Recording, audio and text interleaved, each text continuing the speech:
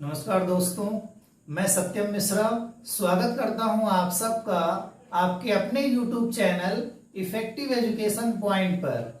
Friends, आज हम बात करने जा रहे हैं हिंदी साहित्य के एक बहुत ही प्रसिद्ध कवि और उनकी लिखी हुई कविता के बारे में, जो कि साखी से लिया गया है, जिसके पहले भाग में मैंने कबीर दास जी द्वारा रचित कुछ दोहाओं को सरल शब्दों में आपको एक्सप्लेन किया था।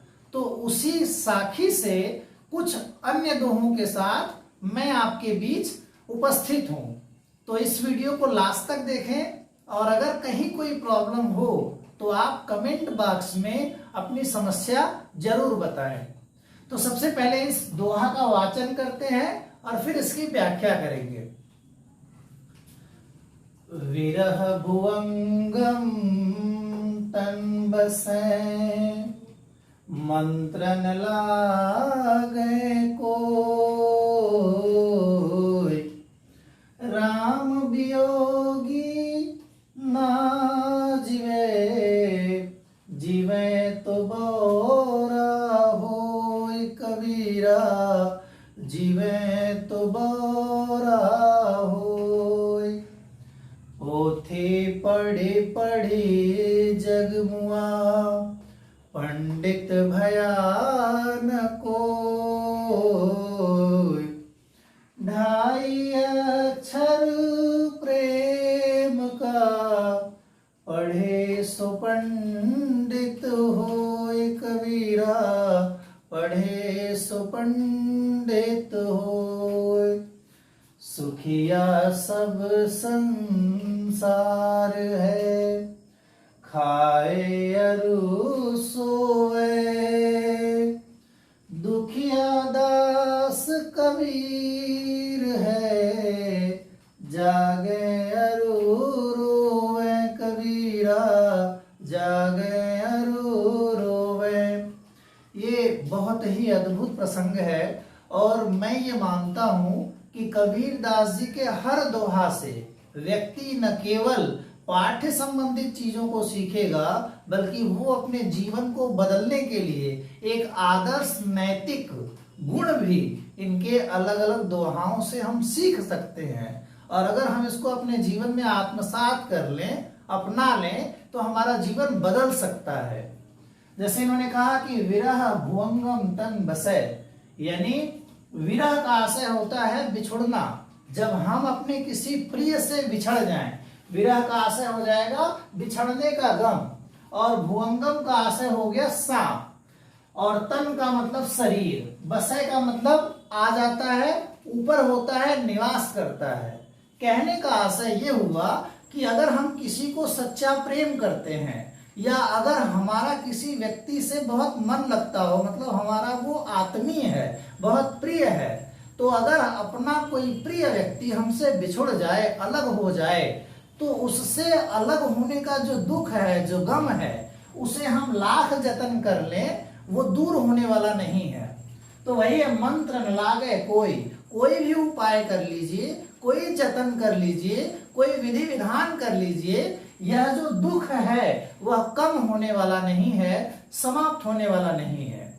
आशय यह है कि कोई भी प्रिय वस्तु हो या किसी प्रिय व्यक्ति से हमारा लगाव हो, अगर वो हमसे दूर हो जाए तो उससे हम चाह कर भी कोई जतन कर लें, उस गम से हमें छुटकारा मिलने वाला नहीं है।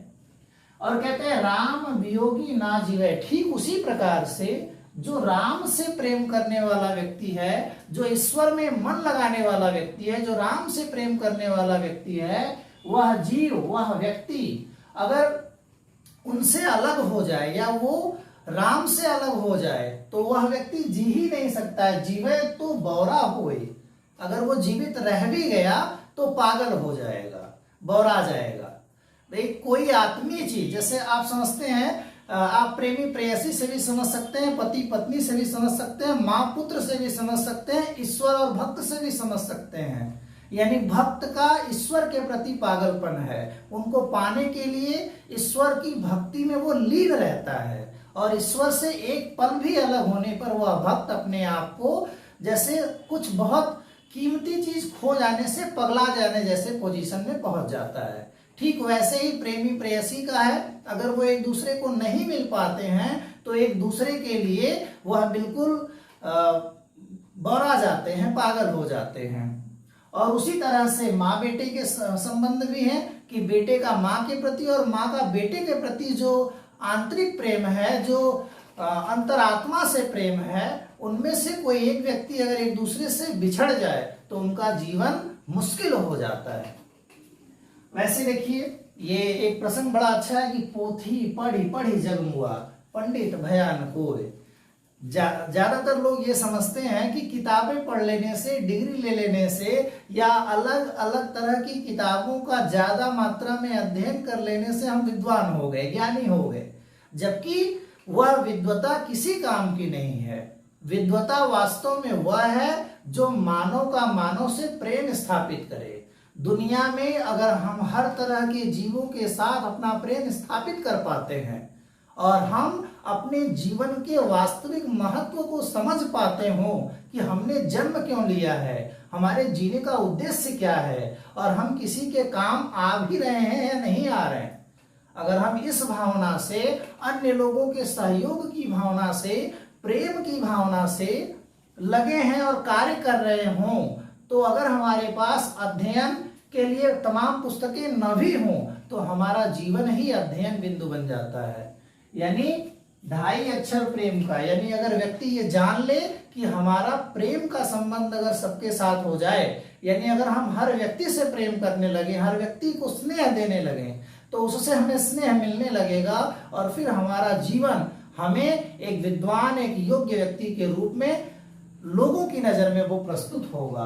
पढ़े सो पंडित होए, जो ये जान लेगा वही विद्वान है, वही समझदार है। भाई ऐसे भी समझिए, उदाहरण के लिए आप बहुत पढ़े लिखे हैं, आपके पास बहुत डिग्री है, आपने हजारों किताबें पढ़ी हैं, लेकिन आपकी अगर एक कोई छोटी सी समस्या आ जाती है तो आप सामने वाले के ऊपर चढ़ जाते हैं। यानी आप चाहते हैं कि उस व्यक्ति को दबा कर आप अपना काम करवा लें, तो उस ज्ञान का क्या मतलब है? वो ज्ञान क्या है? निरर्थक है। सीधी सी बात है, अगर हम किसी व्यक्ति से कोई काम करवाने के लिए जोर जबरदस्ती न करें, हमारे भावनाओं से, हमारे अच्छे गुणों से, हमारे सच्चरित्र से अगर वह व्यक्ति प्रभावित होकर हमारी मदद कर दे तो वह हमारी जीत है।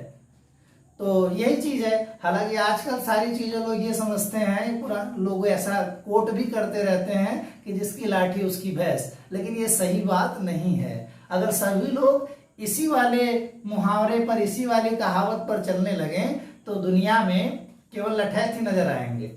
एक और देख लीजिए कि सुखिया सब संसार है, खाए अरु सोए, और दुखिया दास कबीर है, जागे अरु सोए। कबीरदास जी कहते हैं कि इस संसार में सारे लोग सुखी हैं जिन्हें किसी की कोई चिंता नहीं है, जिन्हें कोई फिक्र नहीं है, जो केवल अपने बारे में सोचते हैं, अपने सुख का सोचते हैं, अपने चैन का सोचते हैं। वो अच्छे से खा पी कर मस्त होकर सो रहे हैं, उन्हें कोई चिंता नहीं है। मगर इस दुनिया में एक दास कबीर है, ईश्वर का एक दास कबीर है जो दुखी है, परेशान है, चिंतित है, क्योंकि उसे ईश्वर को पाने की एक आशा है, और जो प्रभु को पाने की आशा रखता है वो उनको पाने के लिए सर्वदा बेचैन रहता है, चिंतित रहता है।